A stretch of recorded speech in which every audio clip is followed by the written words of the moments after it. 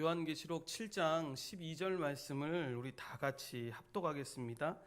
이르되 아멘. 찬송과 영광과 지혜와 감사와 존귀와 권능과 힘이 우리 하나님께 세세토록 있을지어다. 아멘 하더라. 아멘.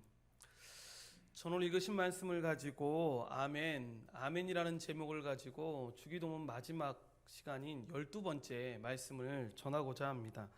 이 주기도문을 마치는 마지막 말은 우리가 제목 가운데 나와 있는 것처럼 아멘입니다. 성도는 아멘이라 부르며 항상 모든 기도를 마치는데, 이 아멘이라는 말은 만국 통용어처럼 어디를 가든지 다 통합니다. 그래서 전 세계 어디를 가서 설교를 들어도 수시로 아멘을 하면서 반응을 하고, 축복과 기도가 끝나면 모든 사람들이 아멘을 하는 것을 우리가 보게 됩니다. 이 아멘은 여러분 이스라엘과 기독교회에서 이 오랜 역사를 지닌 낱말인데, 여러분 이 말의 역사는 모세의 율법에까지 거슬러 올라가게 됩니다. 그래서 민수기 5장에 보면 이 제사장이 엄숙한 맹세를 선언할 때 이 맹세를 들은 사람들은 그 자리에서 아멘하고 단순하게 대답해야 했습니다. 그래서 한 예로 신명기 27장에 나오는 이 에발과 그리심 산에 율법의 복과 저주가 선언될 때 이 이스라엘 백성들이 앞에서 말씀드린 대로 아멘하며 응답을 했습니다. 또한 하나님의 언약궤가 이스라엘에 들어올 때 이 다윗이 큰 잔치를 벌이게 되는데, 거기서 아삽과 그의 형제들이 부른 찬송시를 보면 이렇게 끝나는 것을 보게 됩니다. 역대상 16장 36절 말씀을 다 같이 합독하겠습니다. 여호와 이스라엘의 하나님을 영원부터 영원까지 송축할지로다 하매 모든 백성이 아멘하고 여호와를 찬양하였더라 라고 이야기합니다. 이렇게 아멘의 역사는 구약의 시대부터 이루어지게 되는데, 여러분 이러한 모습은 신약교회에서도 같은 관습을 가지고 보이는 것들을 보게 됩니다. 그래서 기독교의 초기에 믿는 사람들은 언제나 이 모든 기도와 설교에 큰 소리로 아멘하고 화답을 했습니다. 그래서 한 교부가 썼던 글에 보면 이런 글이 나옵니다. 자기 회중의 아멘 소리가 해변에 밀어닥치는 파도 소리와 같았다라고 이야기할 정도로 성도들이 이 믿음의 고백을 했습니다. 그만큼 아멘이 아주 오래전부터 중요하게 우리에게 전해져 내려왔는데, 너무 안타까운 건 우리가 모두 알고 있는 것처럼 이 아멘을 잘 알지도 못하고 함부로 사람들이 사용하고 있다라는 점입니다. 한 기독교 방송에서 흘러나오는 어떤 목사님의 설교를 듣다가 제가 문득 섬뜩함을 느낀 적이 있는데, 이 목사님이 한마디 할 때마다 교인들이 열렬하게 아멘 아멘 하는 것이었습니다. 물론 여러분 제대로 사용하고 있다면 정말로 축복받는 겁니다. 그런데 문제는 뭐냐면 이 목사님의 말이 적절하지 않거나 성경적이지 않음에도 불구하고 이 성도들이 아멘을 연달아 외치는 것이었습니다. 더 큰 문제는 뭐였냐면 이 목사님이 이 문제의식을 느끼지 못하고 아멘 소리가 조금 적어지거나 아니면 크게 외치지 않을 때 왜 아멘 소리를 그렇게 크게 외치지 않냐고, 그래야 힘이 나는데, 그래야 우리에게 하나님이 축복해 주시는데 라고 하면서 성도들을 독려하는 장면이었습니다.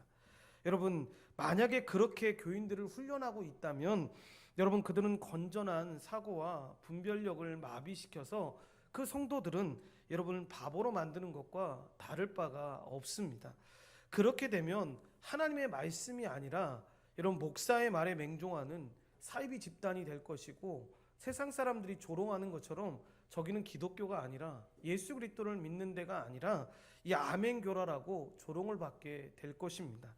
그렇게 이 아멘은 이런 반드시 기억해야 될 것이 이 진리에 대한 바른 이해와 확신에서 우러나와야 합니다. 물론 그렇다고 해서 여러분 이렇게 말하면 아멘을 안 하는 것이 점잖고 세련된 것처럼 생각할 수도 있는데, 여러분 이 생각 역시도 여러분 옳지 않은 생각입니다. 아멘을 해야 할 때는 온 마음을 다해서 잘 해야 합니다. 그러니까 중요한 것은 아멘을 하느냐 안 하느냐가 아니라 정말로 이 아멘을 바르게 사용하는 것이 정말로 우리에게 중요합니다. 이 아멘은 하나님께서 진리 안에 드러나는 이 모든 기도의 내용을 이루실 것을 믿는 성도의 고백입니다. 그러므로 기도 끝에 우리가 아멘이라고 이야기하는 것은 우리가 지금 진리 안에서 주께 구하는 모든 것이 확실하게 이루어질 줄을 우리가 믿습니다라고 이 기도 응답에 대한 확인과 고백으로 하는 것입니다. 따라서 성도는 기도할 때마다 이 자신의 기도가 하나님의 뜻에 따라 이루어질 것을 진실로 믿고 아멘으로 고백하면서 살아가야 합니다. 그러니까 아멘은 우리가 진리 안에서 기도한 대로 이루어질 줄 믿습니다 라고 고백하는 의미입니다. 또한 나도 그렇게 생각합니다. 그 말은 과연 옳습니다 라고 동의할 때에도 이 아멘을 사용하게 되는데, 이것은 반드시 그렇습니다라는 인정하는 의미입니다. 또한 이 아멘은 우리가 흔히 알고 있듯이 진실로, 참으로가 되고 그것이 진실임을 강조하는 의미가 되기도 합니다. 이것의 예로 우리가 금요 예배 때 살펴보았던 이 느헤미야 8장에 보면 아주 감동적인 장면이 나오는데, 이 포로에서 돌아왔던 이스라엘 백성들이 성벽 재건을 다 마친 후에 말귀를 알아들을 수 있는 모든 사람들, 그러니까 빈부격차나 성별에 상관없이 모두 말귀를 들을 수 있는 사람들은 광장에 모여서 이 학사 에스라에게 여호와가 명하신 이 모세 율법책을 가져올 것을 요청하게 됩니다. 이 요청에 학사 에스라는 특별히 만든 이 나무 강단에 서서 새벽부터 정오까지, 그러니까 최소한 6시간 이상을 여호와의 말씀을 낭독하게 되는데, 이스라엘 백성들이 그 말씀을 귀 기울여 듣게 됩니다. 그리고 그 말씀을 들으면서 이스라엘 백성들이 일어서게 되는데, 에스라가 하나님의 위대하심을 송축하니까 모두가 손을 들고 어떻게 반응하느냐, 아멘 아멘 하며 응답을 하게 됩니다. 그것이 느헤미야 8장 6절 말씀인데 다 같이 합독하겠습니다. 에스라가 위대하신 하나님 여호와를 송축하며 모든 백성이 손을 들고 아멘 아멘 하고 응답하고 몸을 굽혀 얼굴을 땅에 대고 여호와께 경배하니라 라고 나옵니다. 이 말씀을 보시면 백성들이 에스라의 그 송축에 아멘 아멘 하고 응답했다고 나오는데, 이 말씀이 무슨 말씀이냐면 이것은 그들도 하나님은 위대하시고 광대하다라는 사실에 전적으로 우리도 동감하며 하나님을 경배한다라는 표현이었습니다. 그런가 하면 신명기 27장 14절부터 15절은 백성이 아멘으로 이 화답을 해야 할 경우를 명령하는데, 이 부분도 다 같이 합독하겠습니다. 레위 사람은 큰 소리로 이스라엘 모든 사람에게 말하여 이르기를, 장색의 손으로 조각하였거나 부어 만든 우상은 여호와께 가증하니 그것을 만들어 은밀히 세우는 자는 저주를 받을 것이라 할 것이요, 모든 백성은 응답하여 말하되 아멘 할지니라 라고 나옵니다. 이 말씀을 잘 보시면 모든 백성이 레위 사람들이 하는 말에 대해서 아멘하라, 이 응답하라고 명령을 하고 있는데, 레위 사람들이 하는 말이 무엇입니까? 여러분 잘 보시면 사람이 손으로 조각하여 만들었거나 녹여 부어서 만들었거나 사람이 손으로 만든 우상은 여호와 앞에, 하나님 앞에 가증한 것이다. 그리고 그것을 은밀히 세우는 사람은 저주를 받을 것이다 라고 모든 이스라엘 백성 사람들에게 그렇게 선포하고, 그 말을 들은 모든 이스라엘 백성들은 아멘 하면서 응답을 하라는 것입니다. 무슨 얘기냐면 이 경우의 아멘은 맞다, 우리도 그렇게 생각한다, 우리도 그것을 그대로 받아들인다라는 것입니다. 여기에는 두 가지의 의미가 있는데, 이 첫 번째는 그것이 사실이라는 것을 내가 지금 인정하라는 것이고, 두 번째는 나도 거기에 해당하므로 나도 그렇게 할 것이다, 그렇게 될 것이다 라고 그것을 수용하는 의미입니다. 쉽게 말씀드려서 옳소, 어떤 사람이 이야기할 때 내가 그 말을 다 하진 않았지만 당신 말이 맞습니다 라는 것으로 아멘하라고 하라는 것인데, 이것은 그것이 맞다고 객관적으로 선언할 뿐만 아니라 그 옳은 것을 내가 하지 않으면 나도 저렇게 처음 말한 사람들과 같이 저주를 받겠습니다라고 표현하고 있는 것입니다. 그러니까 여러분 아멘 할 때에는 여러분 아무 생각 없이 그냥 하면 안 됩니다. 잘 생각해 보고 해야 되는데 일부의 사람들이, 일부의 믿음의 선배들이 여러분 이 부분을 생각도 없이 무조건 아멘의 사람이 되면 복을 받는다. 그러니까 아멘 잘하면 복을 받아 라고 그 전에 있는 과정들을 설명하지 않고 바른 의미를 설명하지 않고 가르쳐 줄 때가 있는데 여러분 이 말은 무슨 이야기입니까?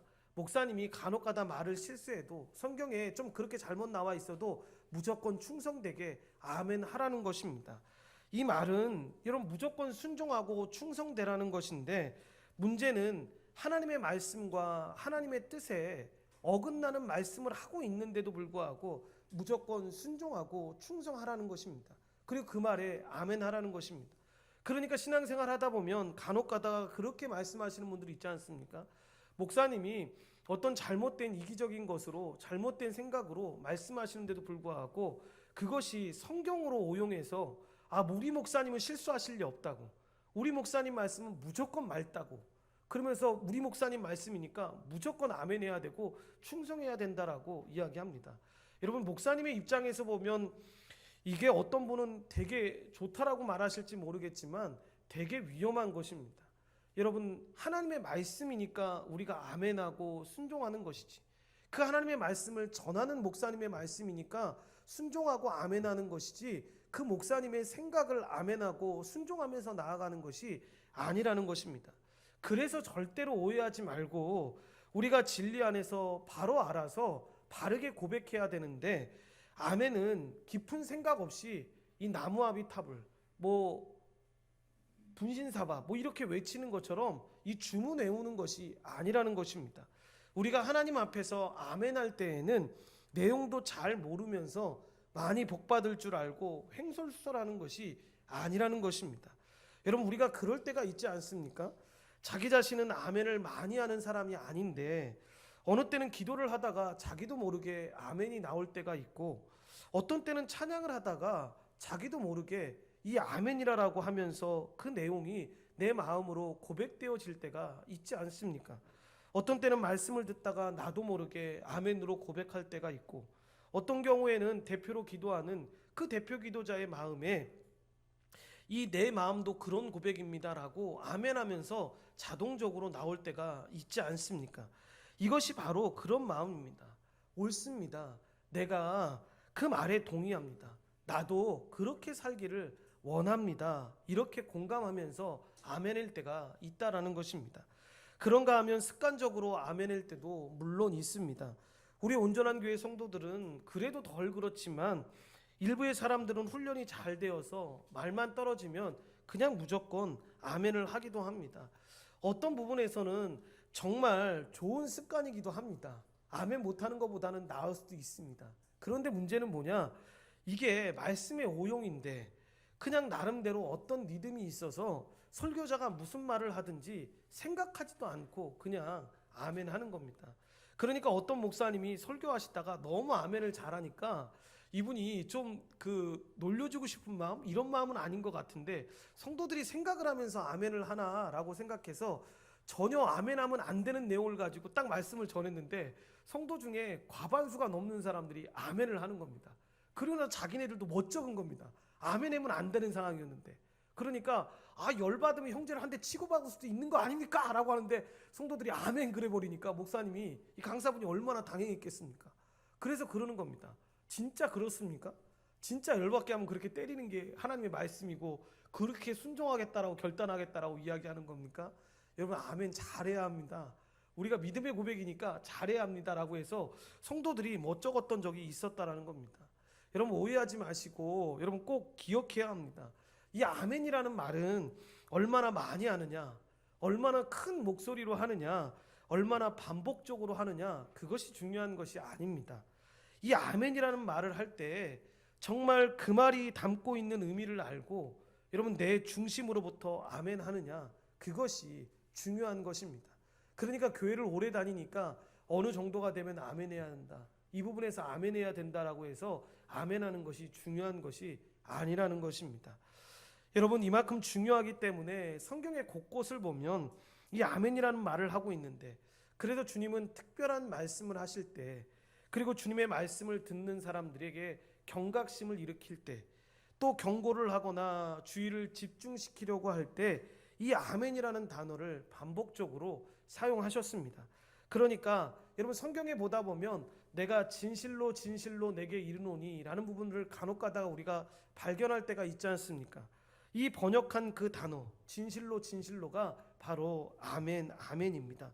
또한 이 아멘이라는 부분이 이 요한계시록에서는 예수님의 이름 가운데 하나이기도 한데, 요한계시록 3장 14절에 보면 이 라오디게아 교회에 보내는 편지의 내용이 나오게 됩니다. 이 편지에서 이 라오디게아 교회에게 주님이 누구이신가를 말씀하면서 아멘이시오, 충성되고 참된 증인이시오 라고 소개하고 있는데, 예수님의 이름을 아멘이라고 소개합니다. 여러분, 여기서 아멘은 편지를 보내시는 그리스도의 권위나 권세, 그리고 그가 하시는 이 말씀의 확증성, 확실성, 준엄함을 드러내기 위해서 이 사용한 칭호입니다. 특별히 요한계시록 5장에 보면 우리가 참 놀라운 장면을 볼 수가 있는데, 보좌에 앉으신 분이 오른손에 책을 가지고 있습니다. 이 책의 안팎에 여러분 가득히 글이 쓰여져 있는데, 이 7인으로 봉해져 있어서 열 수도 펼 수도 없고 읽을 수도 없습니다. 그러니까 한 천사가 그렇게 크게 외칩니다. 누가 이것을 열고 펼치고 읽어줄 수 있겠느냐라고 외칩니다. 여러분, 그 말씀을 들은 사도 요한이 큰 기대를 가지고 기다리는데, 누군가가 와서 그 책의 인봉을 떼어내어 책을 펴고 그렇게 가득히 쓴 글의 내용이 무엇인지를 알려주기를 잔뜩 기대하면서 기다리는 것인데, 그런데 문제는 아무리 기다려도 그 책을 펴서 읽어줄 사람이 나타나지 않고 결국 그 일을 해줄 사람이 없다라는 것을 이 사도 요한이 알게 됩니다. 그래서 사도 요한이 통곡을 하게 되는데, 그 부분이 요한계시록 5장 4절 말씀인데 다 같이 합독하겠습니다. 그 두루마리를 펴거나 보거나 하기에 합당한 자가 보이지 아니하기로 내가 크게 울었더니 라고 이야기합니다. 그러니까 우리가 신앙생활 할 때에도 열심히 있어서 이 말씀을 너무 보고 싶은데 이 말씀이 깨달아지지 않고 오히려 그 말씀이 내 앞에 봉인된 것처럼 이 닫혀 있다라는 생각이 들 때, 여러분, 우리가 얼마나 답답합니까? 그러나 말씀이 깨달아지고 귀에 들어오기 시작하면 여러분, 이 얼마나 큰 감격인지 모릅니다. 그때 장로가 일어나서 통곡하고 있는 요한에게 이렇게 말하는 것입니다. 울지 말라. 이 말씀을 열어줄 리가 있다라는 것입니다. 그러면서 어린 양 예수 그리스도를 소개하고 있는 것입니다. 이것은 어린 양 예수께서 그 말씀을 열어준다라는 말로, 그리고 벌어지는 일들을 보면 찬양이 오고 갑니다. 그래서 8절에 보면 그 두루마리를 취하심에 내 생물과 24장로들이 그 어린 양 앞에 엎드려 각각 검은고와 향이 가득한 금 대접을 가졌으니 이 향은 성도의 기도들이라. 그리고 9절에 보면 이들이 새 노래를 했다라고 나오고, 11절에 보니까 그 노래를 듣고 많은 천사들이 큰 음성으로 화답송을 했다라고 나오게 됩니다. 그 노래소리를 듣고 하늘 위에와 땅 위에와 땅 아래와 바다 위에와 모든 피조물이 찬양을 하는데, 여러분, 뭐라고 찬양을 하냐면 13절 말씀에 보면 내가 또 들으니 하늘 위에와 땅 위에와 땅 아래와 바다 위에와 또 그 가운데 모든 피조물이 이르되 보좌에 앉으신 이와 어린 양에게 찬송과 존귀와 영광과 권능을 세세토록 돌릴지어다 라고 찬양을 하게 됩니다. 그러자 어떻게 됩니까? 14절에 보면 내 생물이 가로되 아멘하고 장로들은 엎드려 경배하더라 라고 기록하고 있습니다. 이것이 여러분, 많은 신학자들이 이야기하는 성경에 나오는 가장 감동적이고 위엄이 있는 모습으로 아멘이 드려지는 장면이라고 이야기합니다. 여러분, 우리도 천국에 가면, 이 하나님 나라에 거하게 되면 이 장면을 보게 될 것인데, 우리도 그렇게 하게 될 것입니다. 이렇듯 성도는 하나님의 나라를 완성을 소망하며 살아갑니다. 이 세상의 모든 나라와 권세와 이 영광은 결국 새하져 사라질 것이며 앞으로 그렇게 될 것인데, 그러나 예수 그리스도를 통해서 이 회복된 하나님의 나라는 영원하며 하나님의 다스림도 영원하게 될 것입니다. 따라서 성도는 형제의 삶 가운데 힘든 일을 겪더라도 이 반드시 이 땅 가운데 이루어질 그 하나님 나라를 기대하면서 이 다시 오실 거라는 예수님의 이 고백에 아멘 하면서 살아가야 합니다.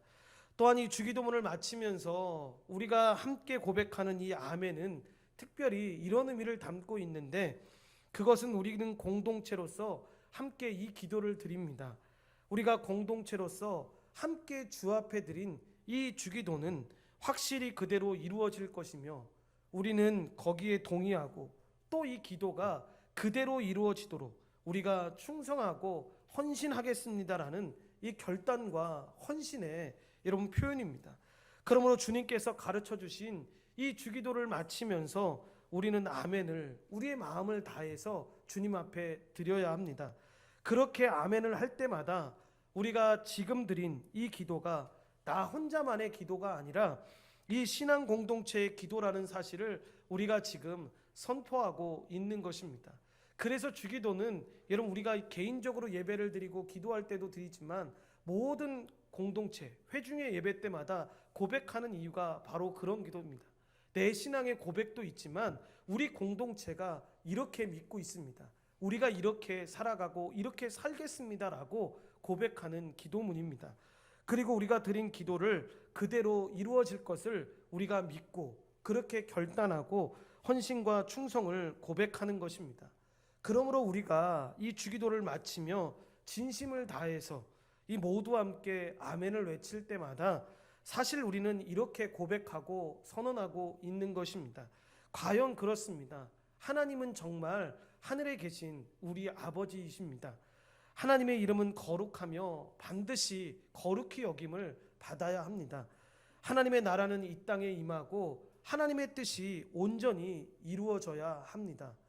아버지께서 우리가 이 땅에 사는데 필요할 양식을 공급하시며 우리의 죄 시험의 문제를 해결하시는 분이 아버지임을 우리가 믿습니다. 그리고 우리를 악에서 건지시는 분이 아버지라는 사실도 우리가 믿습니다. 그리고 하나님의 나라와 권세와 영광이 영원토록 하나님께 돌려져야 함을 우리가 믿고 살아갑니다라고 고백하는 것입니다.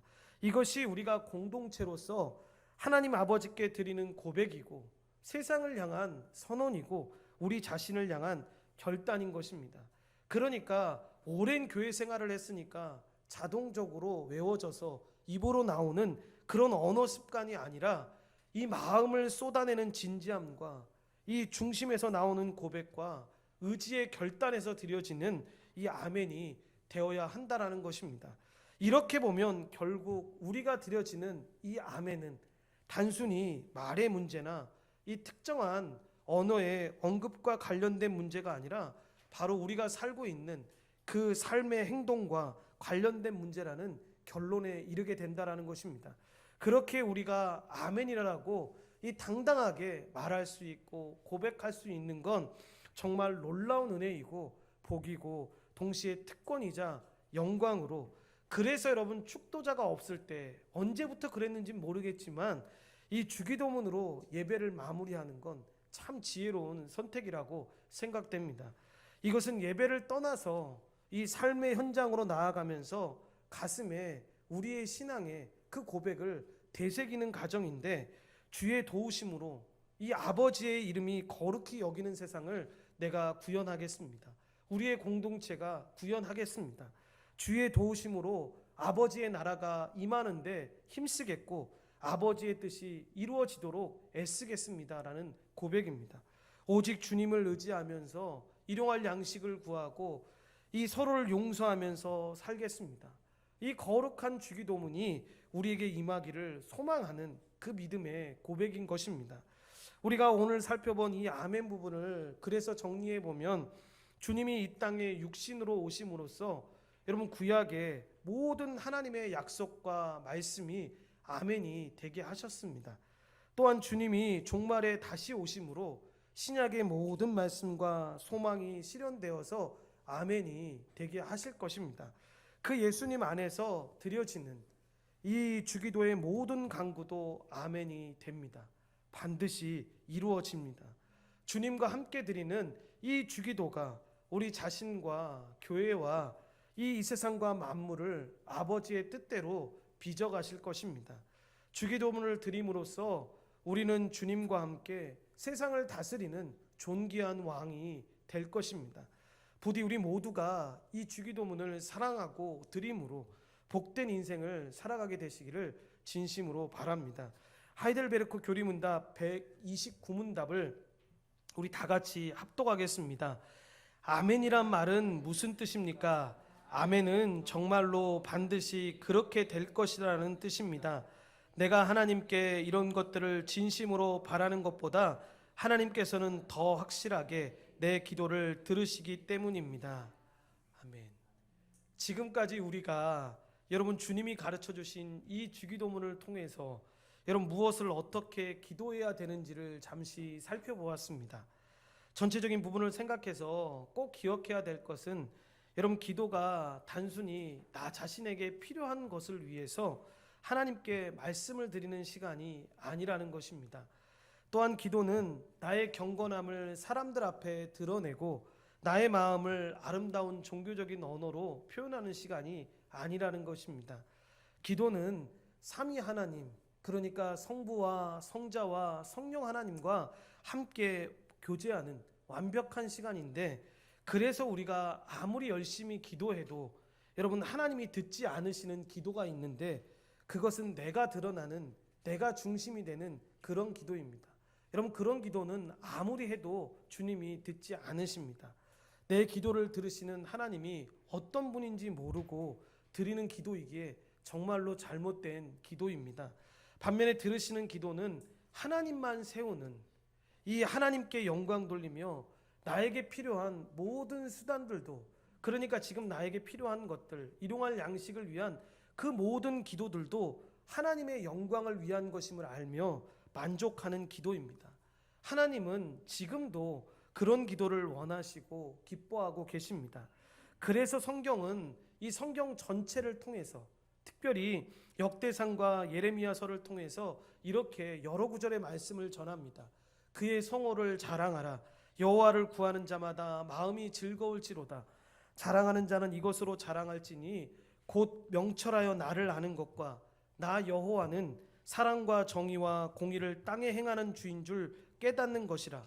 나는 이 일을 기뻐하노라. 여호와의 말씀이니라라고 분명하게 말씀하고 계신데, 이렇듯 하나님은 우리가 하나님을 바르게 알고 바르게 고백하면서 나아가는 것을 기뻐하십니다. 사랑하는 온전한 교회 성도 여러분, 이 사랑하는 사람들은 서로 깊이 알아갑니다. 그래서 하나님은 우리가 당신을 아는 지식으로 우리의 삶이 부요해지고 여러분 행복해지기를 바라고 계십니다. 그러므로 우리 모두가 우리의 기도를 들으시는 이 하나님 아버지에 대한 지식이 깊어지고 참된 교제의 시간을 갖기를 원하십니다. 그래서 우리가 사도신경을 먼저 살펴봤던 이유도 바로 여기에 있습니다. 하나님을 바로 알고 여러분 그분의 성품을 알고 그분이 어떠한 일을 행하시는지를 우리가 바로 알게 되면 여러분 우리가 하나님 앞에 기도할 때에도 이 참된 의미의 바른 기도들을 자연스럽게 할 수가 있습니다. 여러분 기도는 역사하는 힘이 크다라는 얘기를 우리가 참 많이 들었지 않습니까? 그래서 기도하는 가운데 많은 기적들이 임하게 되는데, 여러분 그 기적이라는 걸 여러분 오해하시면 안 됩니다. 우리의 현실에서 어떤 새로운 신기루 찾는 게 기적이 아닙니다. 택도 없는 일 일어나고 정말로 말도 안 되는, 하나님을 믿지 않는 사람들이 보기에도 어떻게 하나님을 믿는 사람이 저런 기도를 받고 응답을 받은 다음에 기적이라고 얘기할 수 있어. 여러분 그럴 수 있지 않습니까? 고3 학생이 주일날 교회도 하루도 오지 않다가 서울대를 합격했다고 하나님의 영광이라고 그 교회가 여러분 현수막을 걸면 여러분 그 교회는 망할 교회의 징조입니다. 여러분 그 아이들이, 어린 아이들이 자라날 때 무슨 생각하겠습니까? 저 형은 교회에서 본 적도 없는데 서울대를 합격했대. 세상 사람들이 환호하는 것에 똑같이 환호하고 세상 사람들이 즐거워하는 것에 똑같이 즐거워하고 사는 것 아니겠습니까? 여러분 서울대 가는 것 얼마나 좋은 일입니까? 좋은 일을 위해서 좋은 대학 가서 좋은 학문 배우는 거 정말 좋은 일입니다. 그런데 그 과정에 하나님의 영광이나 하나님의 뜻이 전혀 없는 것이라면 차라리 재수하는 게, 삼수하는 게 오히려 나을 수 있다라는 것입니다. 기도를 통해서 그 응답으로 하나님의 영광이 드러나고 하나님께 모든 것을 공급하는 것을 우리는 기적이라고 이야기합니다. 또한 안타깝게도 우리 주변에는 정말 기도하지 않는 기적도 많이 일어나게 되는데, 기도하지 않으면서 아무렇지 않게 살아가는 것이 어떤 목사님이 이야기한 것처럼 기적 아닌, 여러분, 기적입니다. 여러분, 참된 의미의 기적을 만드셔야 합니다. 기도하지 않고 당당하게 살아가는 게 기적이 아닙니다. 어쩌면 성도의 길을 포기하는 것과 마찬가지인데, 하나님과 교제 없이 살아가는 삶은 살아있으나 죽은 삶과 다를 바가 없다라는 것입니다. 그래서 우리의 일상에 크고 작은 이 기도의 모임들을 만들어야 되는데, 그러자면 삶의 현장 곳곳에서 이 기도 모임이 여러분이 많아져야 합니다. 특별히 여러분, 먼저 나만의 이 작은 기도의 골방을 만드는 게 정말 중요한데, 여러분, 물론 많은 성도들이 예배를 와서 공예배나 교회 모임에서 기도를 합니다. 그런데 정작 중요한 이 자신의 골방에 들어가서 기도하는 것은 바쁘다는 이유로 외면하거나 잃어버린 경우가 참 많이 있습니다. 여러분, 우리가 주기도문을 공부하면서 회복해야 될 가장 중요한 것 중에 하나가 뭐냐면 바로 이 자신의 골방에 들어가서 하나님 앞에 대면하며 하나님과 교제하는 시간이 우리 모두에게 필요합니다. 하나님이 우리의 마음을 움직여 주시고 우리의 삶의 모든 방향에 있어서 하나님께서 일하실 것들을 기도하면서 나아가야 합니다. 주님은 우리의 의지가 얼마나 불완전한지를 너무나도 잘 알고 계십니다. 그렇기에 시험에 들지 않게 깨어있게 해달라고 기도하라고 하면서도 이 마음에는 원이로되 육신이 약하도다라고 말씀을 하셨습니다. 우리의 의지만으로는 안 되는데, 그럼 여러분 어떻게 해야겠습니까? 역설적이게도 우리의 의지가 불완전하기 때문에 에베소 6장 18절 말씀처럼 모든 기도와 간구를 하되 항상 성령 안에서 기도하고 이를 위하여 깨어 구하기를 항상 힘쓰며, 이 데살로니가서 5장 17절 말씀처럼 쉬지 말고 기도를 해야 합니다. 의지가 약하니 성령님께서 힘을 내려달라고, 함께 해달라고 기도해야 한다라는 것입니다. 또한 주위에 기도하지 못하는 사람들을 위해서, 우리 자녀들, 우리 남편과 우리 아내들, 우리 형제들, 이웃들을 위해서 기도해야 되는데, 이 우리의 공동체와 지역 교회를 위해서, 한국 교회를 위해서 기도해야 합니다. 그런데 우리가 여러분 이런 말씀들을 참 많이 들었지 않습니까? 기도해야 된다는 거 참 많이 들었는데 참 기도하기 힘들다는 걸 여러분 우리가 깨닫게 되지 않습니까? 여러분, 그런데 잘 생각해 보시면 이 기도 생활을 하지 못하는 이유를 크게 이 중고등학생들 주기도문에 보면 두 가지 이유로 이야기하고 있는데, 여러분, 첫 번째가 뭐냐면 근본적인 이유인데, 이 복음을 체계적으로 배우지 못함으로 인해서 이 하나님의 아버지를 잘 알지 못하고 믿지 못하기 때문에 그렇습니다. 잘 생각해 보십시오, 여러분. 믿음이 없는 자는 하나님의 아버지의 은혜를 기대하지를 않습니다. 그래서 기도의 필요성을 깨닫지 못하는 것이고, 여러분, 무엇을 위해서 기도해야 되는지를 모르는 것입니다. 그러니까 저는 아주 세속적인 예화인 것 같지만 교수님이 저희들에게 기도를 안 하는 이유를 이야기하시면서 했던 이야기를 잊지를 못합니다. 그 교수님이 저희들이 공부할 게 너무 많아가지고요, 할 게 너무 많아서 기도를 잘 못합니다라고 하니까 그 교수님이 웃으시면서 저희들한테 그런 얘기를 합니다. 내가 한 가지 질문을 할게. 여러분들에게 내가 어떤 복권을 주는데 그 복권을 사야 할 곳을 지명해 준다고. 근데 그곳이 부산이야. 부산까지 가서 복권 한 장 사오라고 하면 갈 사람은 아무도 없지. 그런데 우리가 미래를 좀 아는 사람이라서 부산의 어느 지점에 가서 복권을 사면 1등 될 거라는 거 다 알아. 그리고 정말로 그 1등이 된 걸 다 사람들이 믿고 있어. 그러면 여러분들에게 공부할 시간이 없고 정말 바쁜데 거기 가서 복권 사오라고 하면 안 사올 사람 한번 손 들어봐 라고 할 때 아무도 손을 못 들었던 겁니다. 진짜 그게 된 줄 알면. 그러면 저희들한테 얘기하는 겁니다. 너희들이 믿지 않아서 그래. 말씀을 전해야 될 목사들마저도 믿지 않는데 사람들이, 그 말씀을 듣는 사람들이 어떻게 믿겠냐라는 겁니다. 전하는 사람도 확신이 없는데, 전하는 사람도 이 말씀이 분명히 이루어질 것이고 이 말씀대로 하나님께서 역사하실 거라는 걸 믿지 못하는데 어떻게 성도들에게 왜 믿지 못하고 살아갑니까? 라고 이야기할 수 있냐라는 겁니다. 그러면서 초대교회의 이야기를 해주셨던 겁니다. 사도행전 2장 42절 이후에 나오는 그 말씀들, 은혜 가운데 그들이 한 몸이 되고 한 성도가 되었을 때 교회로서 어떻게 살아가는지를 보여주었을 때 이것이 정말 이 시대 가운데 일어날 줄 믿냐고, 여러분들이 믿냐고, 말씀을 전하는 성도들에게 이 말씀 믿으라고 하지 말고 정말로 말씀을 전하는 너희들은 믿냐고. 그때 아멘을 못하고 있으니까 목사님이 교수님이 그런 얘기를 하신 겁니다. 그러니까 한국교회가 점점 어려워지고 있는 거라고. 다른 이유를 얘기하지 말고 말씀을 전하는 사람도 믿지 못하고 그 안에서 교회 안에서 한몸돼 가는 사람들도 그런 걸 믿지 못하니까 교회가 어려워지고 있는 거라고. 이단이 어렵거나 이단이 강해서나 세상이 흉흉해져서가 아니라 예수님 믿는 사람들이 그런 믿음이 없으니까 되지 않는 거라는 얘기를 해주셨던 걸 기억합니다. 그래서 여러분 우리가 기도 생활 잘 하려면 먼저 여러분 뭐 아멘 크게 하고 기도 큰 소리로 하고 울면서 기도해야지 여러분 응답된다라는 게 아니라 이 복음에 대한 지식과 믿음이 반드시 우리에게 필요한 이유가 바로 여기에 있는 것입니다. 그래서 여러분 주기도문은 예수 안 믿는 사람들, 불신자들이 할 수 있는 기도가 아닌 것입니다.